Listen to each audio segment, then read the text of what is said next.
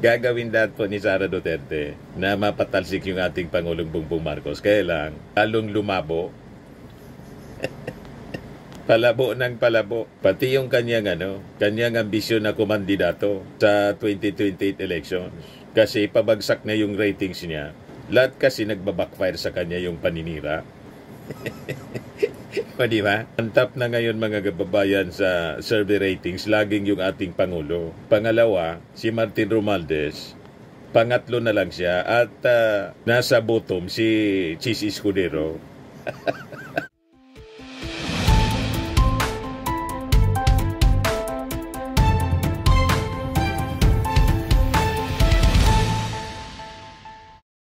Hello po mga kababayan, si Dante Maravillas, Bicolano vlogger, broadcast journalist from Albay. Nangintriga na naman po si Sara Duterte. Gustong itulad sa kanyang mga kapatid na si Basti at saka si Pulong, yung ating Pangulong Bongbong Marcos. Pinapalabas, lasinggo yung ating Pangulong Bongbong, drinking on the job, PBBM drinking while working. Ang maniwala lang nito mga kababayan. Siyempre, yung mga supporters niya na uto-uto. Tulad nito.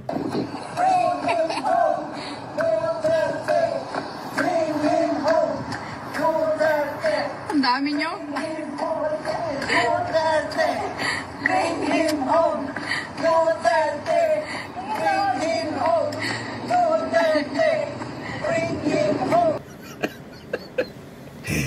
Yan ang mapapaniwala niya sa kanyang mga kwento. Pero yung mga matitino nating mga kababayan, maniwala man sa kwento ni Sara na nakipagbeso-beso daw siya mga kababayan sa ating Pangulo. Iyon ang rason daw na kapag decide siya, bakit nag-resign siya as DepEd Secretary. Nung magbiso-biso daw siya sa ating Pangulo, mga 10 in the morning anya yata yon, amoy alak.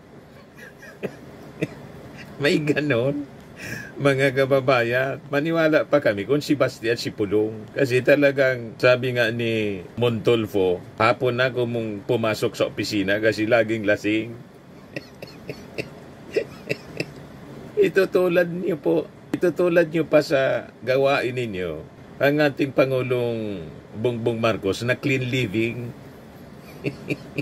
Kumbaga si Lisa Marcos na nakita ninyong uminom na si Chis Escudero pa yung nagbigay ng baso. Bindi honor yun. Okasyon talaga ng... di ba? I-toast mismo yon. Wine of honor nga ang ibig sabihin nun. Alangan man walang alak. Okasyon yon ng mga members ng Diplomatic Corps. Pero hindi yung nag-inom pong tumatagay na tulad ng mga Duterte, mga kapatid po ninyo. Di ba? Yan yung kanyang interview ng isang vlogger niya doon sa Dahig. Pag-alis ko, nagbeso-beso siya sa akin. This was 10:25 or 10:30 in the morning. Maba sa oras ko. Hindi lang ako sigurado sa oras. Yes, tama. Kasi ito yung pumasok sa isip ko eh. Tama yung oras ko. 10:25, 10:30 naman. Amoy alak siya. At kung ako ang pahulain, kung ano yung alak na yon, whiskey. Pero, hindi ko naman siya nakita nag-inom ng whiskey. Nakikita ko siya lagi umiinom ng champagne.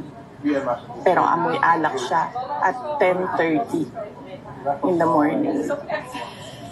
Doon na-confirm yung decision ko na mag-resign. So, hindi ako ang failure. Siguro, ang failure is yung 10:30 pa lang ng umaga, amoy alak ka na. Ang failure daw, yung alas 10 pa lang ng umaga, amoy alak na. Plus na paninira mga kababayan ni Sara Duterte. Yan, sabi rito, Vice President Sara Duterte revealed in an interview while in The Hague that when she handed her resignation letter as DepEd Secretary to the President, he reeked of alcohol. Naamoy daw niya She claimed that she smelled the whiff of alcohol when he kissed her. Nagbeso-beso as they parted ways. She guessed he was drinking whiskey. Kaya sabi ni Ising Tito, May naniniwala pa kaya sa kanya? Bakit ngayon lang siya umatungal? Sana noon pa, sabi ni Antonio de Castro, pakyot. kaya rumisbak po si Yussi Castro. Sabi dito sa Abogado News, Castro blast BP Duterte for lies, selfish desire to bring down Marcos. Gagawin dahil po ni Sara Duterte na mapatalsik yung ating Pangulong Bongbong Marcos. Kaya lang, lalong lumabo. Palabo ng palabo. Pati yung kanyang ambisyon na kumandidato sa 2028 elections. Kasi pabagsak na yung ratings niya. Lahat kasi nagbabackfire sa kanya yung paninira. O diba? Ang top na ngayon mga kababayan sa survey ratings, laging yung ating Pangulo. Pangalawa, si Martin Romualdez. Pangatlo na lang siya. At nasa bottom, si Chis Escudero. Nasira na rin sa pagkampi sa kanya, mga kababayan. Sabi ni Yussi Castro, walang katotohanan ang mga kwento niyang ito laban kay Pangulong Marcos Jr. Madali sa kanilang gumawa ng kwento at propaganda, lalo pa at inamin ng dating Pangulong Duterte na expert siya sa pagplanta ng ebidensya at paggawa ng intriga. She added, lahat ng kwento niya ay para siraan ng Pangulo dahil nais niyang pababain ito sa pwesto at siya ang maging Pangulo. Makasariling hangarin, sabi po ni Yussi Castro. Castro maintained that Duterte's track record as Education Secretary from 2022 to 2024 will speak for itself.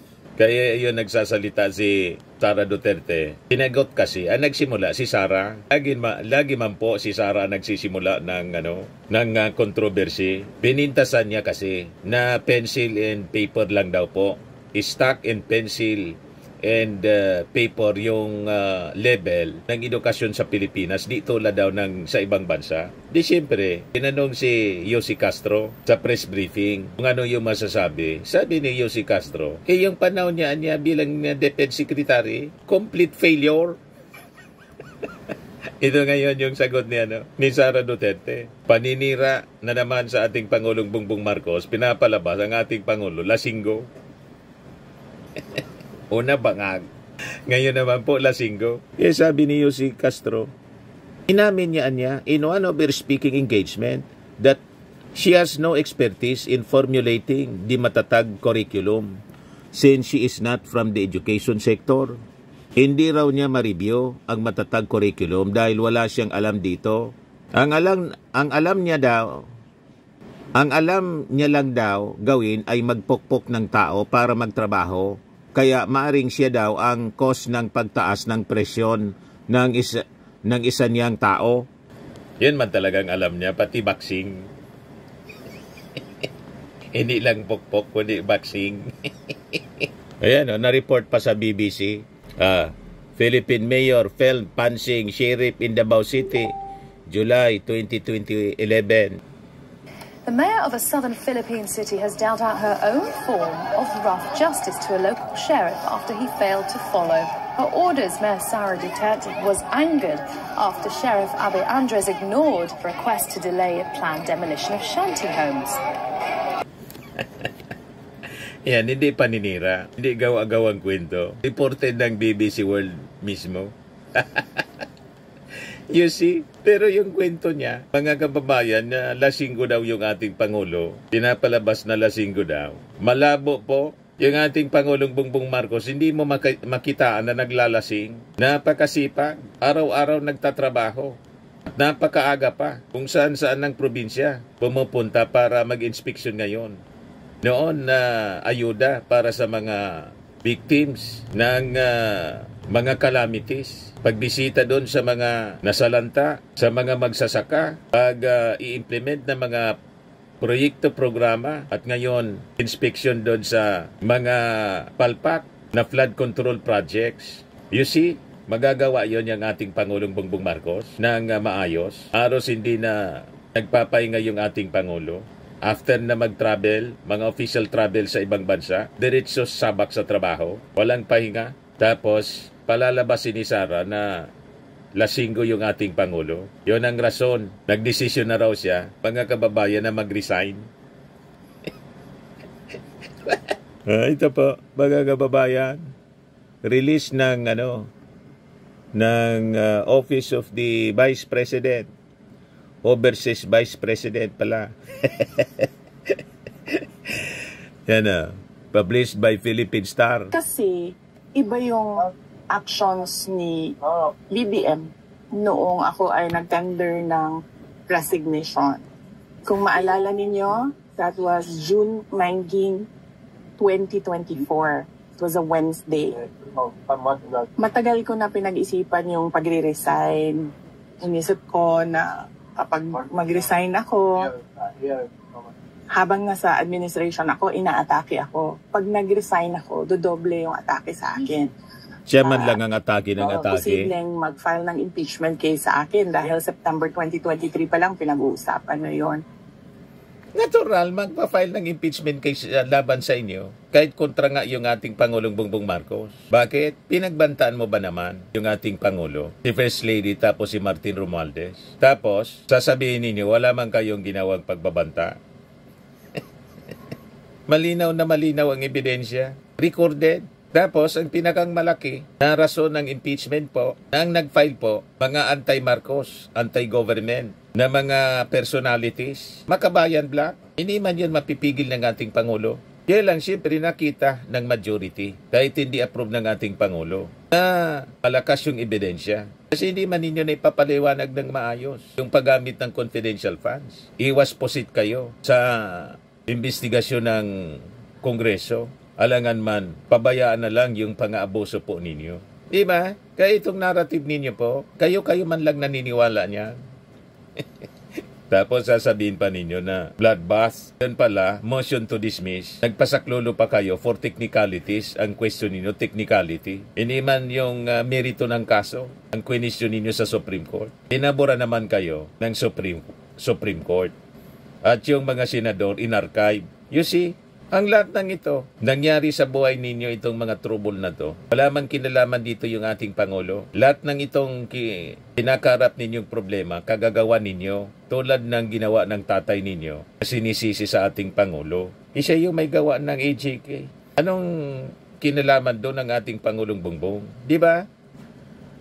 So, matagal ko na hawak-hawak yung resignation letter na yun. Matagal akong pabalik-balik sa Malacanang. Pero hindi ko talaga pa naibigay. Pero nung June 19, 2024, dun ko na isip na yun ang pinakatamang panahon na ibigay ko na yung irrevocable resignation ko. Kasi merong meeting sa Malacanang about opening of classes na hindi naman dapat na umaabot sa level ng Pangulo, pero meeting ko no para sa kung kailan magbubukas ang klase. So after nung meeting, mag-request ako kay President Marcos if I can have a few minutes of his time. Meron lang akong ibigay sa kanya na sulat. So ang ginawa niya, sinabi niya, so ano kasi yun? Meron silang reception area, tapos papasok ka sa isang room. Doon sa room, doon ginagawa yung meetings nila. Merong conference table. Tapos pinapasok niya ako sa isa pang room. Doon sa loob, nagmuka siyang office na may table, may office table, may lounge, merong living room. Doon niya ako dinala. Meron pa isang conference table. So, tinanong pa nga niya ako hindi ka pa nakapasok dito? Sabi ko, hindi. First time ko ito nakapasok dito. Tapos nagkwento pa siya na, nung panahon ng tatay ko, ito parang kung saan nag-gather ang mga tao. Tapos, gusto niya daw yung view na yon doon, kaya ginawa niyang office. Sabi ko, okay. Gumanon lang ako. And then sinabi ko na sa kanya, may dala ako na letter, ibibigay ko sa'yo. Tapos binigay ko sa kanya. And then, nung pinasa na niya, ang sabi niya, why? Tanong siya sa akin, bakit? Tapos sinabi ko sa kanya, ayoko na pag-usapan kung bakit ako mag-resign. Dapat man talaga na mag-resign ka. Unang-una, saan ka nakakita, DepEd Secretary, alter ego ka ng ating Pangulo. Pagkatapos, nandun ka sa rally ng maisog, organized ng KOJC, ng sigaw, bangag, Marcos resign. Nandun ka. Ang ibig sabihin, approve mo yon, pumunta ka nga eh. Na kung mag-resign ang ating Pangulo, ang beneficiary kayo. You see? So, dapat ka talaga na mag-resign as DepEd Secretary. Pangalawa, siyempre, dapat kang mag-resign kasi hindi ka man nagtrabaho ng maayos. Bagsak nga yung edukasyon eh. Kaya tama yung sinabi ni ACT Party List Representative Antonio Tinio. You are the worst DepEd Secretary. At tama din yung sinabi ni Yussi Castro. Complete failure. Ang inyo pong paghawak sa DepEd, pati nga ngayon sa Office of the President, Vice President, failure. O diba? Saan ka nakakitang Vice Presidente? Sobra ka doble kaysa sa ating Pangulong Bongbong Marcos na nag-travel sa abroad. Yan o, sabi rito sa report ng Pilipinas Today, 11 foreign trips. Si Sara, 5 lang yung ating Pangulo. Ano ang accomplishment report mo? O diba? Pagsayang ng pondo ng bayan. Hindi mo pwedeng sabihin na wala kang ginagastos na pondo ng gobyerno. Unang-una, sumusweldo ka as Vice President na walang accomplishment. Doon palang lugi na sa sweldo mo ang ating mga mamamayang Filipino. Di ba? At worse, wala ka nang naitulong, naninira ka pa, namimirwisyo. Yan ang malala. Nakapasok dito. Tapos nagkwento pa siya na, nung panahon ng tatay ko, parang kung saan nag-gather ang mga tao. Tapos, gusto niya daw yung view na yon doon. And then, nung pinasa na niya, ang sabi niya, why? Tanong siya sa akin, bakit? Tapos sinabi ko sa kanya, ayoko na pag-usapan kung bakit ako mag-resign. Para sa akin ba, kailangan pa ba itanong yon? Hindi mo ba nakikita kung ano yung ginagawa ninyo sa akin? O parang hindi Baliktad naman ako masopista na... Anong ginagawa sa iyo ng ating Pangulo? Hinayaan ka nga lang na na sumama sa rally, maisog rally, pinagsabihan ka ba? Kahit ngayon, pinagsabihan ka ba? Hinayaan ka lang, mag-travel. Sabi ni Yussi Castro, hindi naman anya namin pwedeng pigilin siya. Binigyan ka pa rin ng travel authority. Ang tawag mo dyan kung hindi abuso? Di ba? Imagine, ang purpose mo, mag-rally sa kung saang bansa, binigyan ka ng travel authority ng Palasyo Malacanang, masama pa rin ang loob mo. Sinisiraan mo pa rin ang ating Pangulo. Saan ka nakakita na ganyang uri ng tao? Di ba po mga kababayan? Noong DepEd Secretary ka, hindi ka man pinaresign. Nag-resign ka. Pagkatapos nung mag-resign ka, bumuelo ka na ng paninira. Hindi ka man inaano. Wala man marinig na kung anong masasamang salita mula sa ating Pangulo. Maski kay Lisa Marcos, kung hindi ka pa nagbanta, napapatayin na sila. Doon na lang pumalag yung ating Pangulo. Pero yung statement pa ng ating Pangulo, napaka-simple lang. Walang pagbabanta. Ang sinabi na lang ng ating Pangulo, ito ay aking papalagan. Yun lang po. Hindi nga sinuport ng ating Pangulo. Until today, hindi nagbabago ang posisyon ng ating Pangulo. Hindi niya sinusupport yung impeachment. Pero sabi niya, kasi nandyan na yan, dapat niya yung proseso, ma-observe yung tamang proseso. Ganun lang ang marinig natin sa ating Pangulong Bongbong Marcos. Pero kayo, ang dami niyong sinasabi na masasamang salita. At ngayon ang latest, sabihin ninyo, lasinggo yung ating Pangulo, naamoyan ninyo ng alak. Sinong maniwala man sa inyo niyan? Ialam na namin yung agenda mo. Ito, mula mismo sa bibig mo. Lahat. Wala akong pakialam kung totoo man o hindi ang panira ko sa inyo. Basta lang masira. 20. Wala daw pakialam siya. Basta sisirain ko niya kayong lahat. So ito na nga yung ginagawa mo po. Yan na. Sara, wala ako pakialam. Basta sisiraan ko kayo. Malinaw. Palang masira. 20 pesos per lahat.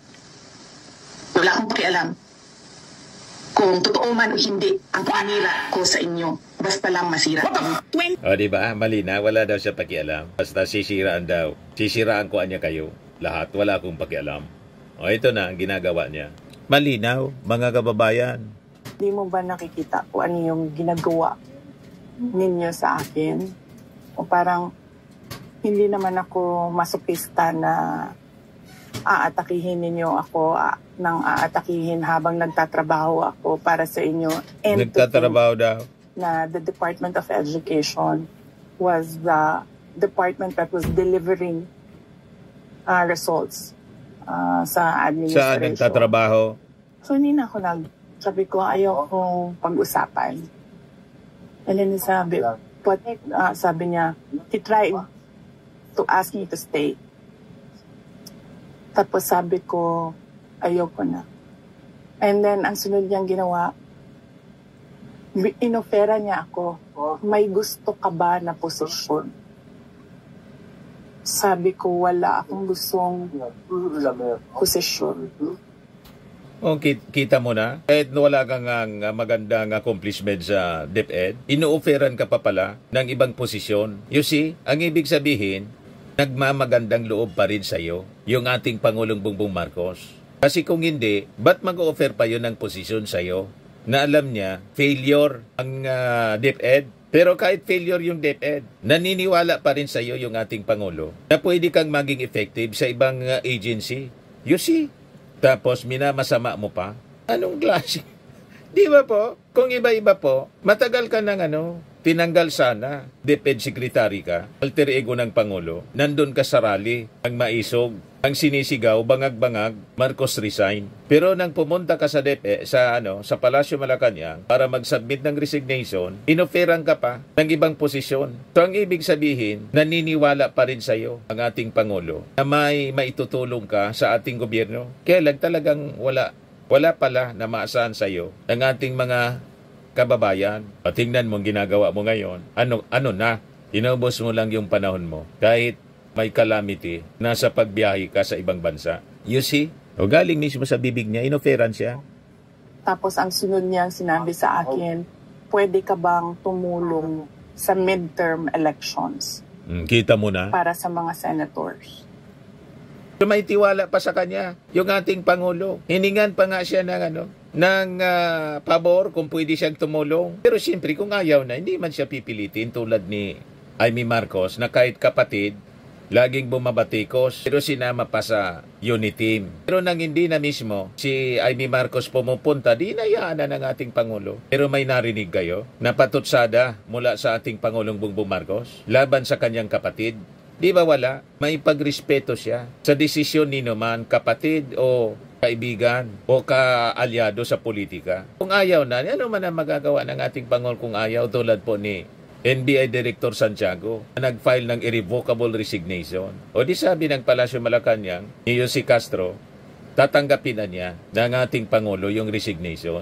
Kasi ayaw na. Hindi mo pwedeng pilitin yung tao na magtrabaho kung ayaw niya. Hindi yan magiging effective pag ganyan. Sabi niya, kasi di ba yung pugpong ng pagbabago, kasali naman yun sa unit team noon. Umanon siya.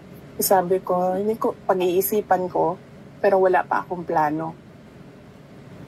Madaling sabi, hindi po nagtatanim ng masamang loob yung ating Pangulo. Yan ang karakter niya, magandang karakter sa ating Pangulo. Kahit nga yung mga dating bumabati ko sa kanya, nakita mo si Manny Pacquiao, inakusahan pa siyang magnanakaw, sinali sa unit team, buti na lang talo. Yung si Cayetano, si Pia Cayetano, hindi na personal yung ating Pangulo. Sinama sa unit team, si Villar. O di ba, mga kababayan, walang ugali po na mapagganti. Gusto ng ating Pangulo, katahimikan, unity. Sinong umalis sa unity? Di ba si Sara? Yung ating Pangulo, hindi man nangaaway. Siya yung inaaway palagi. Kaya nga, lagi nating pinapaliwanag dito mga kababayan. Walang away between Duterte and Marcos. May nangaaway lang. Yung Duterte, inaaway yung Marcos. Hindi man po pinapatulan ng ating Pangulo. Kaya sila nanggagalaiti palagi. Para sa 2025 midterm elections ng senators. So, clearly, lahat ng attempts niya to make me reconsider my resignations. Na sinabi niya, magstay lang ako as Department Secretary of DepEd. Na sinabi niya, gusto ko bang lumipat sa ibang posisyon, sabihin ko daw sa kanya. Na sinabi niya, pwede ba akong tumulong sa midterm elections ng 2025. So, hindi iyon actions ng taong tumitingin as failure ako. So, dapat kang magpasalamat sa ating Pangulong Bongbong Marcos kasi naniniwala pa rin sa iyo. Ang nagsabing failure ka, si Castro. Kasi lumabas po ngayon nang i-review yung inyong performance, lalo na nung sumingaw na yung confidential funds. Lahat chichirya at investigasyon ng Kongreso na lahat chichirya yung beneficiary ng confidential funds sa DepEd. Pati yung mga pagkain para sa mga mag-aaral na bulok. O ito na po ang masasabi natin na talagang failure. Nung panahon na nagre-resign ka pa man lang po, nagsabit ka ng resignation, wala pa man noon ginagawang investigasyon, wala pang evaluation ang sa DepEd. Pero alam na natin yung dismal performance ng mga mag-aaral. At yung ating Pangulo kasi, ang ugali po, hindi siya confrontational, solution-oriented siya. Kaya kung hindi ka na masaya sa DepEd, nag-file ka ng resignation, nag-offer pa siya ng ibang posisyon sa inyo. Dapat nga ikatuwa ninyo. Pa, di ba? Yun ng taong tumitingin na kailangan niya yung trabaho ko. So, hindi ko alam saan nagagaling yung sinasabi nilang failure ako as a Department of Education Secretary. At ang clincher dito, hindi yung gusto niya akong manatili at magtrabaho para sa kanya sa administrasyon. Yun yung pag-alis ko, nagbeso-beso siya sa akin. This was 10:25 or 10:30 in the morning. Papa, sa oras ko. Hindi lang ako sigurado sa oras. Yes, tama. Kasi ito yung pumasok sa isip ko eh. Tama yung oras ko. 10:25, 10:30 naman. Amoy alak siya. At kung ako ang pahulain, kung ano yung alak na yon, whiskey. Pero, hindi ko naman siya nakita nag-inom ng whiskey. Nakikita ko siya lagi umiinom ng champagne. Pero amoy alak siya at 10:30 in the morning.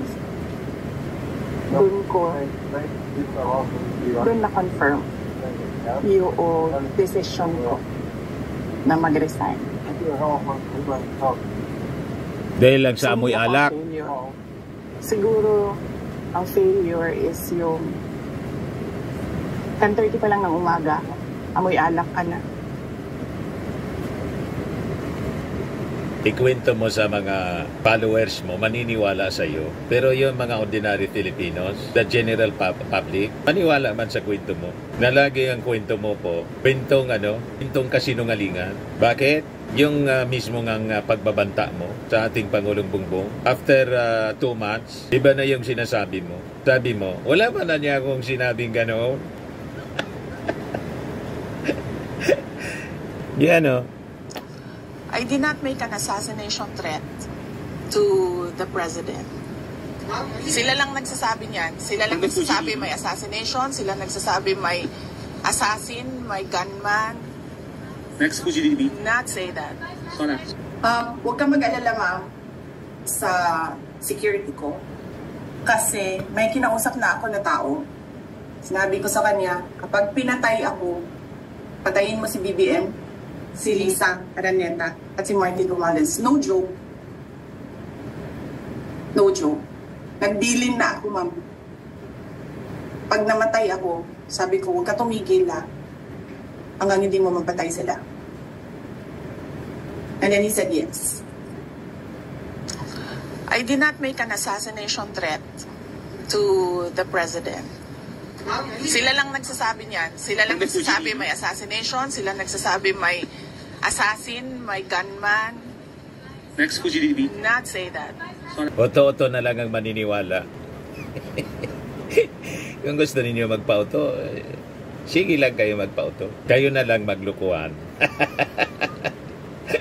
Tama? Ito pa ang isang ebidensya na fake news peddler si Sara. Nung nagkaroon ng malaking krimen sa Estados Unidos na merong namatay dahil sa drug overdose, at kung makikita ninyo doon sa police report ay nandoon na pangalan ni First Lady Lisa Marcos na isa sa mga tao doon sa loob ng kwarto kung nasaan yung tao ay nag-overdose sa suspected drug overdose sa hotel room, at ang daming nakikitang white powder substance na sinabi doon sa police report ay suspected cocaine din, ay bigla nilang kinuha si Pangulong Duterte. Sa kanya pala lang galing ang fake news. Siya pala ang source ng fake news na ito na pinapakalat. Ano, confirm? Yung gusto magpa-auto, sige lang po. Maniwala kayo sa kwento ni Sara. Okay lang yan. Di ba pa?